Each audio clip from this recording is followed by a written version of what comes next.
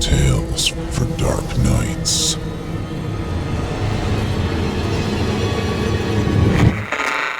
Want to make sure you never miss a Chilling Tales for Dark Nights video again? Be sure to subscribe and hit that bell to turn on notifications.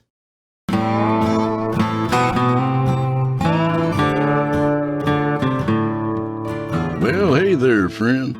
Welcome back to Drew Blood's Dark Tales, Finland's #1 drama podcast.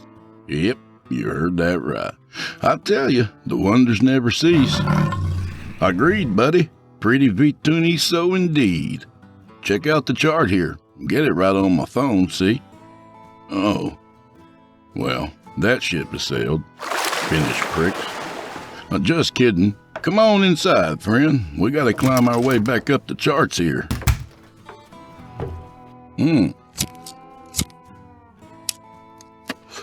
Oh yeah, that's better. Having to use this Bic here. My Zippo's out of fluid. I caught Chester using the last of it just the other day. The scaly prick was squirting it on some snapping turtles and lighting their shells on fire and laughing his ass off. I don't condone such shit. I mean, that stuff is getting expensive with inflation and everything. When the economy's in good shape, by all means, light those fuckers up, but not when a little tiny bottle costs me $7. Well, anyway, maybe we'll just do some ASMR today to get them numbers back up. That's what the kids want to hear, ain't it? Ooh, smoke 'em if you got 'em, and drink those glasses to the bottom. Damn, that was stout. 'Cause old Drew Blood has a tale to tell. But first, the rigmarole. This is Season 2, Episode 3 of Drew Blood's Dark Tales. You're listening to the standard edition of this program. To show your support and enjoy ad-free versions of this and all our other episodes, as well as hundreds of tales from our audio archives dating back to 2012, visit simplyscarypodcast.com and click Patrons in the upper menu and sign up today to get instant access from our friends at Chillin' Tales for Dark Nights. So tonight we've got a story for you from P.D. Williams. It's a tale of bad luck, and just in time for Friday the 13th. In it, we join a hitman on a special assignment whose trip is about to get derailed by a couple of bumps in the road. So, without further delay, I'll give you from author P.D. Williams, Black Wolf's Sedan. Taking out the old man had been simple for Black Wolf. Locate, break in, kill him, and secure the body for transport. The job had been clean and bloodless, leaving no evidence. Once he'd finished the hit, he placed the target in a thick canvas bag and fastened the 4 restraints to hold the body in place. Satisfied that he had completed the most challenging part of the job, he looked around outside to make sure he wouldn't be seen. It was 2 a.m, so he figured he was safe. He threw the bag over his shoulder and took it out the back door and into the alley. After Black Wolf dumped the body in the car's trunk, he poked it a couple of times to be on the safe side. It didn't move, thank God. He climbed in the front seat of his luxurious black sedan. I'll be glad when this job is over. There's some bad juju going on with this one. He lit a cigarette, tuned the radio to a classical music station, and drove away. His orders were to deliver the cargo to the nearest wet room. The site was hidden in some woods just outside the rear-view town of Wyattsville, a 3-hour drive. The team there would handle the final disposal. Black Wolf had made the trip many times. It was the perfect place for a drop, dark and secluded. He hoped that the others would have things ready to roll when he arrived with the former Eric Werner. He didn't like spending any more time in the woods than necessary. Even for a man with his background, the place was creepy, unholy. Black Wolf had been driving for 2 hours. One more, and he'd be near the site. It typically took around 5 hours for things to turn dangerous, so he was glad to find himself safely ahead of schedule. He decided to use the extra time to relax and put his mind on better things than the body in the back. He had always enjoyed the elegance and complexity of classical music. It helped to bring order to the chaos around him. As he conducted the orchestra with his free right hand, his stomach growled along, reminding him that he hadn't eaten in hours. There was an all-night gas station about 10 miles before his destination.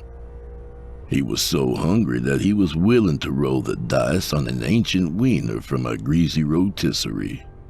He'd dropped in at the store he had nicknamed the Stop and Rob on many occasions and had gotten to know Jack, the old man who ran the place. Jack was a 3-time loser with felony convictions.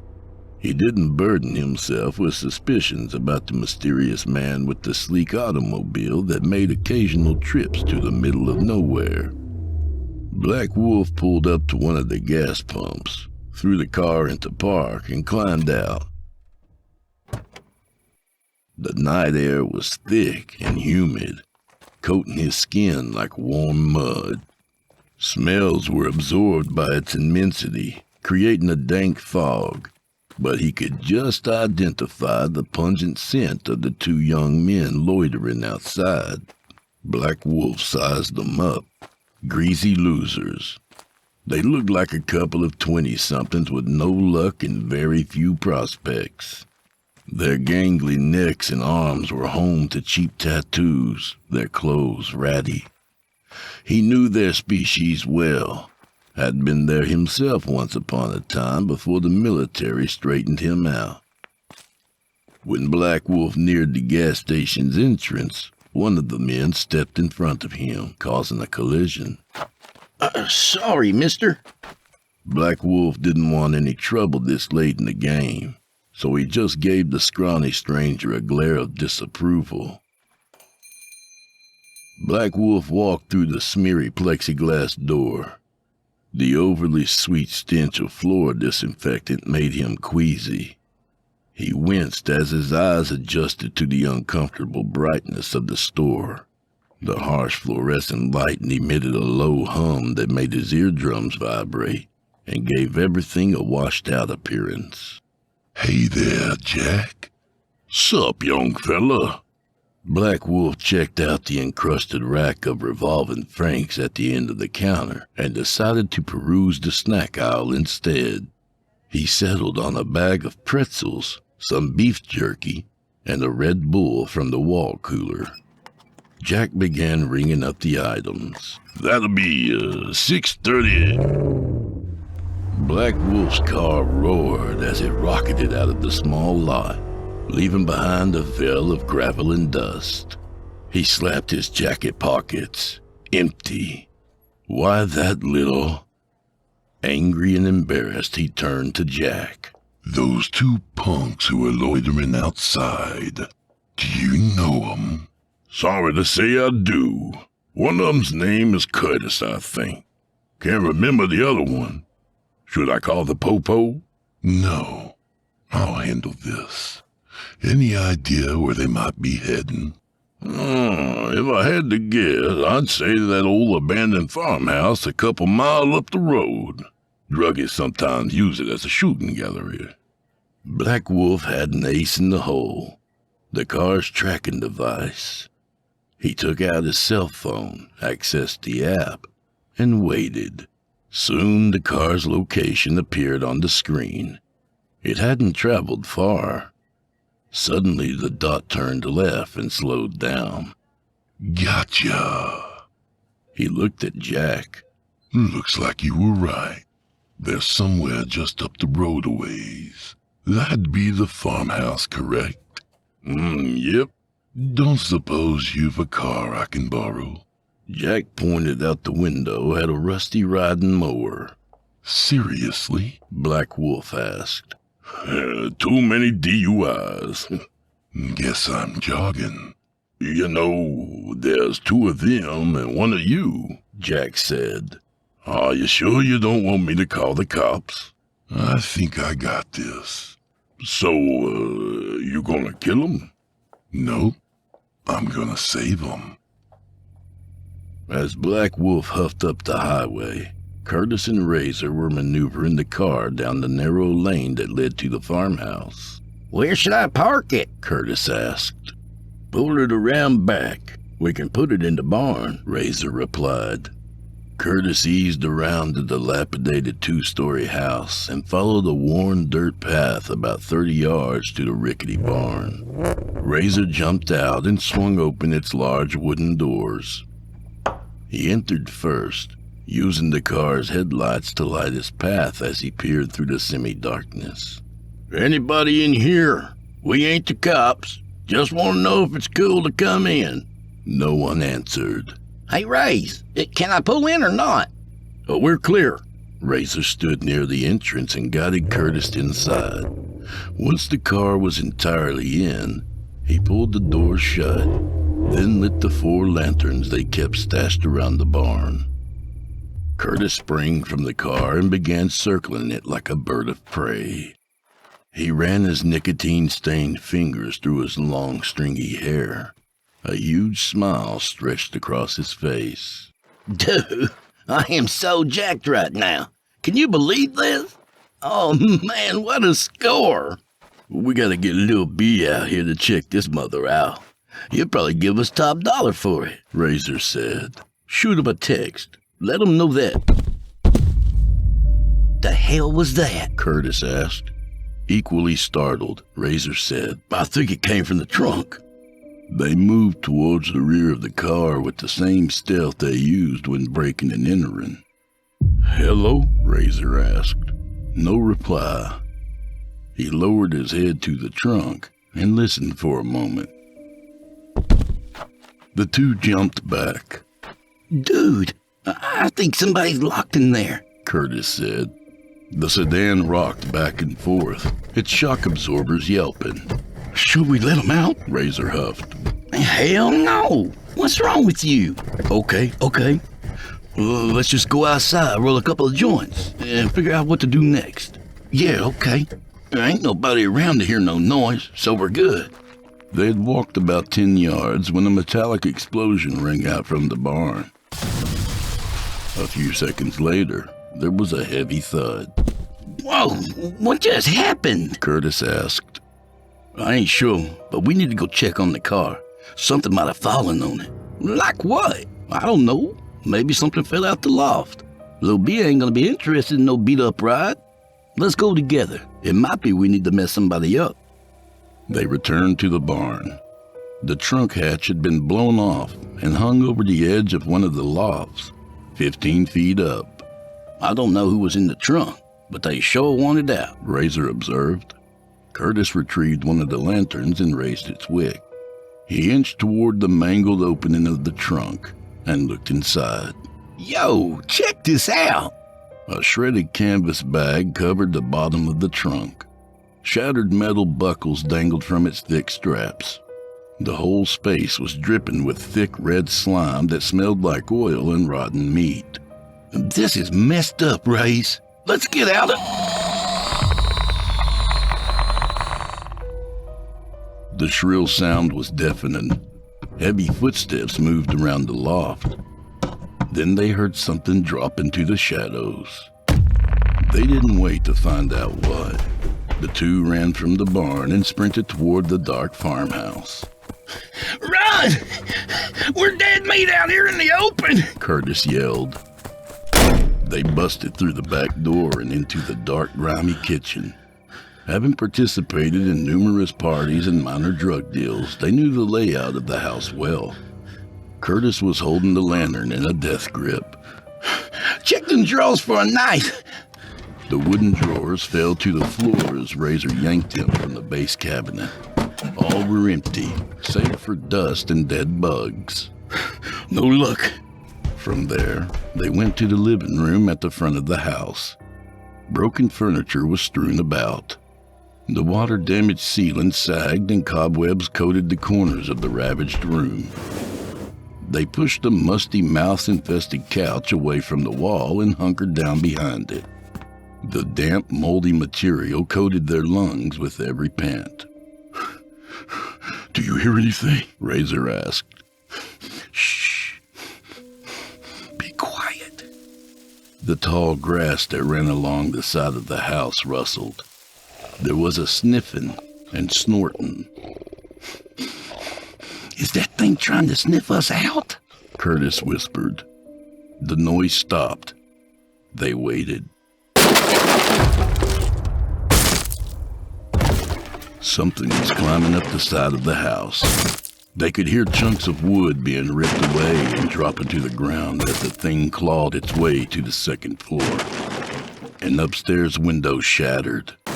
Glass tinkled and feet thumped across the room directly over them. They froze, barely breathing.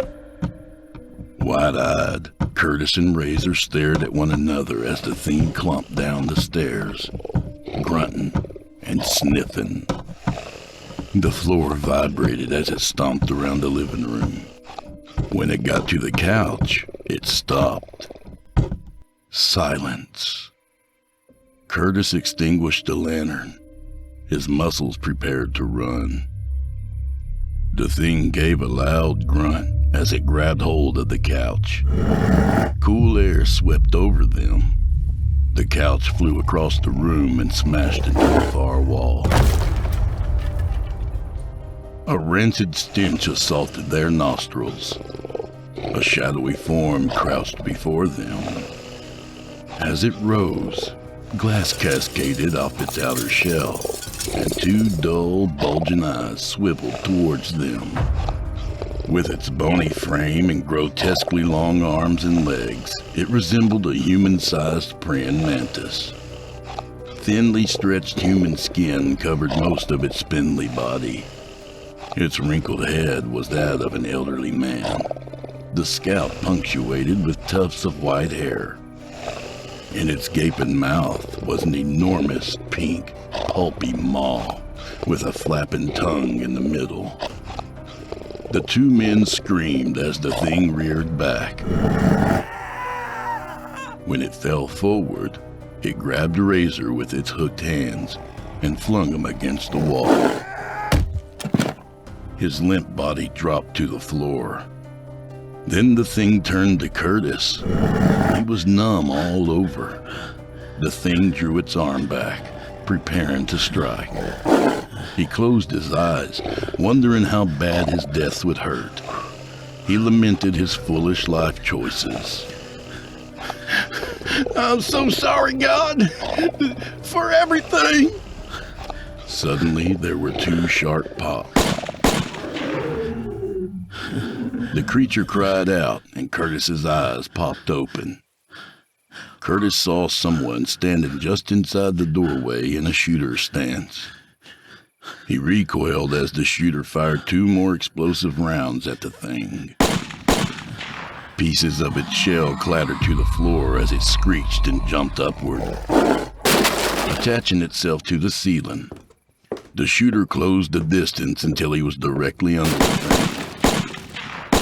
He fired several more bullets into its body. The dripping man-monster clawed at the ceiling, raining plaster upon Curtis and the towering figure. It finally tore through and pulled itself up and into the room above them. In the gloom, Curtis couldn't recognize his savior right away. But as he dusted the plaster from his face, he realized it was the man whose elegant machine was now parked in the barn. Please don't shoot me, sir. I'm sorry about the car, okay? Forget about the car. I need to kill that thing, or a lot of people are going to die.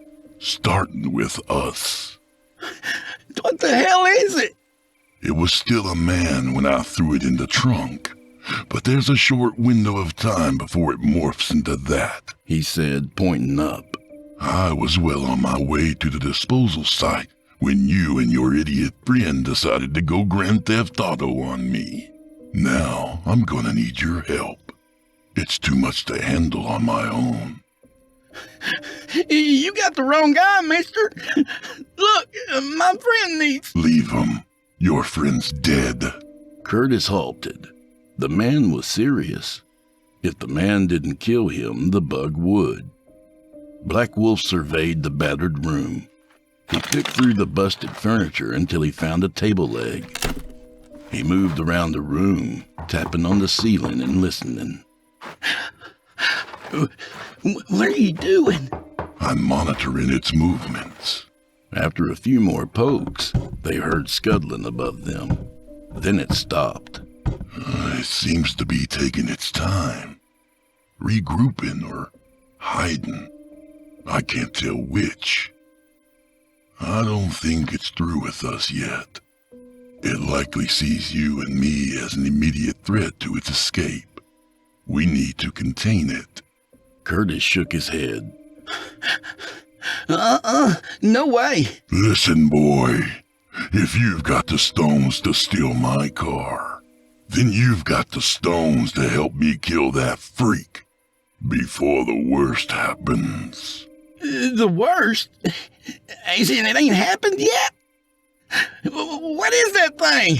5 hours ago, that thing was Dr. Eric Werner. A microscopic piece of alien DNA outwitted him, some other dumb scientists, and a few pompous generals. Werner and his so-called geniuses studied it, experimented on it, and did some other sci-fi crap. Of course, they immediately saw dollar signs and military applications, but they didn't consider what that tiny group of cells might evolve into. It's like looking at a strange egg and not knowing what's gonna pop out of it. Well, now we do. It's making up its mind. About what? The most efficient way to kill us. Unless we kill it first. That's the choice I prefer. Curtis gulped. Are you out of your damn mind? Let's just get out of here and let some other fools handle this. Ignoring Curtis, Black Wolf followed a noise above him, prodding the ceiling as he went. With every jab, the thing moved. Who are you, man? Curtis's voice trembled. Continuing to track his prey, Black Wolf said, Some other elite trackers and I were brought in to hunt and kill these things while they're still human and manageable. Once that's done, their bodies are delivered to lab wonks who know how to dispose of them. Things have to happen fast, though. There was more movement above them. What happens if you don't get the body there in time? First, it turns into what killed your friend. Then, that worst I mentioned comes next. Do you think you can kill it? Don't know. Haven't dealt with one in that stage of development. Black Wolf stabbed the ceiling hard and the thing ran. They heard it enter another room, slamming the door. Bingo. We got it, Black Wolf said. How many of those things are out there? So far, we've only located a handful of infected outsiders and lab folks. We took them out before they advanced too far. Now, I've got to somehow ice Alien up there and get it to our local disposal site before things really go south. Does that satisfy your curiosity? I wish you hadn't told me. Will you kill me if I run? This is a highly classified initiative. What do you think? Good news is, there's a way out of this for you if you do as I say. Curtis sighed. What do you want me to do? It's closed itself off in a room at the top of those stairs. I need you to go up and get its attention. When it comes after you, lead it back down, and I'll use some high-impact rounds to penetrate its skull. Questions? Since this is classified, how do I know you won't shoot me when this is all over? 'Cause I always keep my word. But if I ever get wind that you've been shooting off your mouth, I'll come back and kill you myself. I think we both know that the only reason you're going up there is to save your skin. So if this works, I'll owe you your life. Can you work with that? Curtis nodded. Let's just get this over with. Black Wolf began loading the gun's magazine while Curtis grabbed the lantern and climbed the creaky stairs. Oh, Jesus. Oh, Jesus. Oh, Jesus. Curtis's legs were shaking, his teeth chattering. Icy sweat slid down his back like cold fingers as he inched closer to the room where he did not want to go. When he reached the second floor, Curtis stopped and listened. It'd been quiet for too long. He wondered just how cunning the humanoid was. He tiptoed to the room where they had last heard the creature, a bedroom. He threw open the door and stepped back, expecting an assault. When none came, he eased his head into the dusky room and looked around. In the dimness, he could make out a filthy mattress on the floor surrounded by cigarette butts, used syringes, and empty liquor bottles. Seeing nothing of the Werner bug, he entered. Curtis stepped in a puddle of dark goo. Why won't this thing just die? He followed the trail to the en-suite bathroom, where he found the door ajar. You got this, man. He took a deep, shaky breath, as if he were preparing to take a high bungee dive. When he was ready, he eased the door open and leaned inside. A thick string of drool dropped on the floor in front of him. He looked up at the bathroom ceiling. Curtis jumped back just in time to avoid being crushed. He screamed and bolted from the room. He flew down the stairs 3 at a time as the creature lumbered after him. The air behind him moved as the thing swung its powerful arm, giving a loud bark each time it missed. Black Wolf was at the base of the stairs waiting to fire. Seeing him, Curtis felt equal parts panic and relief. Wet chunks of brain and bone splattered over the staircase. Curtis barely made it over the railing and out of the way of the howling beast as it tumbled down the stairs behind him. The broken creature flopped at Black Wolf's feet. He fired 3 more enhanced rounds into what was left of its exposed skull. Thick blood squirted from its shattered head, the flow decreasing with every fading heartbeat. A long, fetid breath marked its end. Oh my God! Is it dead? Black Wolf kicked the carcass with the tip of his heavy boot. Yeah, it's dead. Now go to the barn and look for anything we can use to tie it to the car. Then pull around to the front. Hurry! Curtis was too stunned to move, so Black Wolf went over and pulled him to his feet. You're gonna be fine. Just let the adrenaline settle down. Now, go and get... A wet tearing sound came from the dead monster. Oh no, Black Wolf muttered. What do you mean, oh no? Is it dead or not? Black Wolf eased back over to the carcass. He turned on his small mag light and shined it on the twisting face. Its jaws cracked apart, ripping the surrounding skin like cellophane. 3 thick spider-like legs appeared on each side of the monster's mouth, spreading it wide. An oily black object the size and shape of a baseball pulled itself out of the ruptured opening and crawled onto the dead creature's chest. It looked like a clawless crab with 2 eyes attached to short stalks. It hissed at Black Wolf. What's happening? Curtis pleaded. Is that... the worst.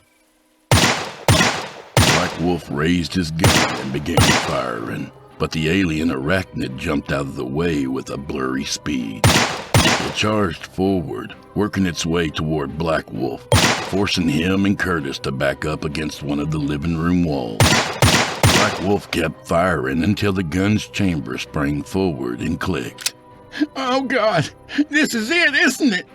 Curtis barely recognized his own voice. Please let it be quick. I don't want to feel that thing biting me, infecting me. The shimmering creature crawled toward them, its dagger feet clicking on the warped wooden floor. Black Wolf hurled his gun at the creature, unsurprised when he missed. He tried to move to his left and right to get around it, but by hopping from side to side, it blocked his path before he could complete a whole step. When the monstrosity was 6 feet from them, it reared back, exposing 4 dripping mandibles. It lurched forward. Curtis and Black Wolf jolted. Razor came up behind the creature, hammering it repeatedly with a long metal lampstand. Red and yellow gunk squirted out, some spraying onto Curtis's sneakers. So, what'd I miss? The 2 kids waited in the back seat of Black Wolf's sedan while he torched the farmhouse. Curtis figured it must be necessary to destroy all evidence of the monster. While they waited on Black Wolf's return, he filled Razor in on everything that had happened while he was unconscious. The information had Razor contemplating every possible meaning of the term grave concern. "Do you think he's gonna have to kill us?" Razor asked. "This is some born identity kind of stuff." "No, I think this guy'll cut us loose. He just seems like the type. Dangerous but reasonable. He had a job to do, that's all, and we helped him do it. So all we gotta do is convince him we'll keep our mouths shut. I think he'll be cool with that." Curtis looked out the rear window and saw the silhouette of Black Wolf sprinting across the way as the house blazed behind him. Black Wolf jumped in the front and slammed the door shut, then sat silently for a good long while. So, boys, what happens next? Curtis was too nervous to answer him. Razor said, "I don't know. Well, what are our choices?" Well, Black Wolf began. I can take you back to that crappy little convenience store and let you take your chances. Or you can come with me. Razor swallowed. "Where would you take us if we went with you?" Black Wolf smiled. I never would have thought it, but you boys showed some spunk back there. You might suck at everything else in life, but you know how to slay a dragon, by God. I figure you two now have more experience than the general public in handling freaks of science. So, you want to join the organization? It's plenty dangerous, but as they told me in the Marines, it's not just a job, it's an adventure. Razor and Curtis looked at one another as if to divine the other's response to the unusual job offer. "Does it pay good?" Razor asked. The organization wants its trackers focused on the job, so you'll never be distracted by want. Black Wolf answered. Anything else? Curtis relaxed his body, placed his hands behind his head as a cushion, and let the plush leather seat absorb his lean frame. Yeah, I got one. Will we get a sweet ride like this one? Actually, Black Wolf chuckled. You can have this one. It just needs a new trunk. He started the sedan's engine and backed out of the barn and up the dirt path before stopping at the rough 2-lane road. Hanging a ride out of the property, he drove the 2 20-somethings with very few prospects away from the rear-view town of Wyattsville.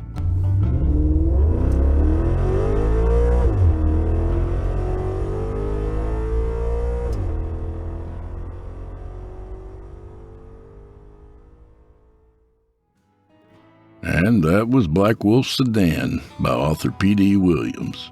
A good reminder that career opportunities can pop up anywhere, so always be prepared to put your best foot forward. Also, pre-trip your vehicle before you go on the road. Even if you're sure your spare's in there, it never hurts to check for monsters. Thanks, P.D. A little about the author. P.D. Williams is an author, composer, and multi-instrumentalist who enjoys writing about himself in the third person. His short horror fiction stories have appeared in several popular book series, e-zines, and podcasts. The author resides in North Carolina with his long-suffering wife, who recently advanced to the second round of selections for sainthood. For more info on P.D. Williams, you can check out his website at pdwilliamsauthor.com. And do me a favor, would you? Subscribe to my podcast wherever you're listening and leave me a 5-star review and a kind word, even if you're listening on YouTube. I need soldiers on all fronts to win this battle, and I really do appreciate it. To hear a premium ad-free edition of tonight's and all our other episodes, visit simplyscarypodcast.com today and click the patrons link in the upper menu. You'll find yourself at chillintalesfordarknights.com, where you can become a patron for as little as $5 per month and get access to our entire audio archive, all ad-free and available to download or stream. Thank you for your time and for supporting our sponsors. When you support our sponsors, you help support this show. If you happen to use Facebook, Twitter, Instagram, or YouTube, you can follow and subscribe to Chillin' Tales for Dark Nights there, where you'll get all our latest updates and new releases and have the chance to interact with us each and every week. You'll find me personally on Facebook, Twitter, and Instagram. And don't forget about those submissions. If you've got a story or two you'd like to be featured on this show, send it to drewbloodhorror@gmail.com. If selected, you'll get the full treatment. I also want to let you guys know something else. Our good buddy Geoff Sturtevant's new audiobook has just been released on Audible. It's called Gross Embellishments, and it's pretty much a sequel to Occupational Hazards. This audiobook has several of Geoff's tales narrated by the likes of John McClane, Jason Hill, Paul J. McSorley, as well as myself. Now, I've already listened to it, y'all, and I gotta tell you, it's pretty fantastic. So do yourselves a favor and go find Geoff's new audiobook, Gross Embellishments. Also, thanks to N.M. Brown for helping us find these stories. Not to diminish P.D.'s wife's efforts, but Chillin' Tales for Dark Nights as a saint of our own. Saint Brown. Thank you, Venerable Natalie, for your saintly intervention. And thank you, Stu, for giving it to her good. I'm back. Okay, listen. I'm not going to be able to finish this part. I cannot stop laughing. Okay, so, well,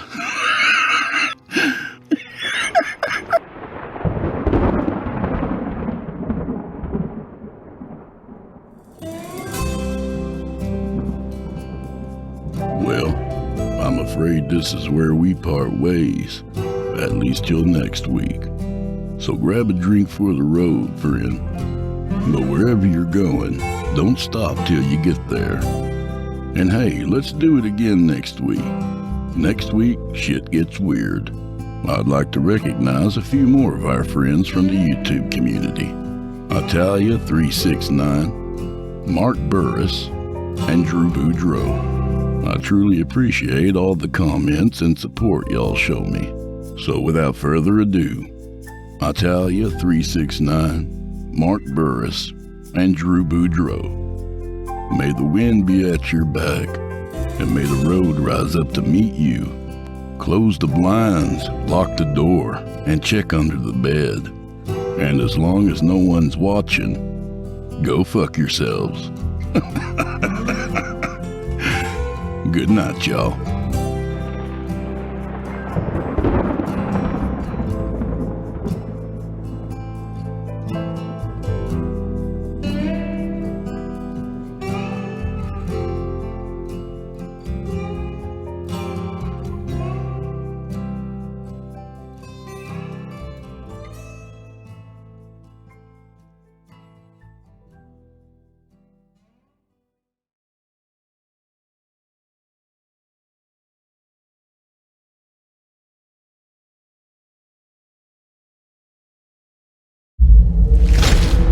Chilling Tales for Dark Nights.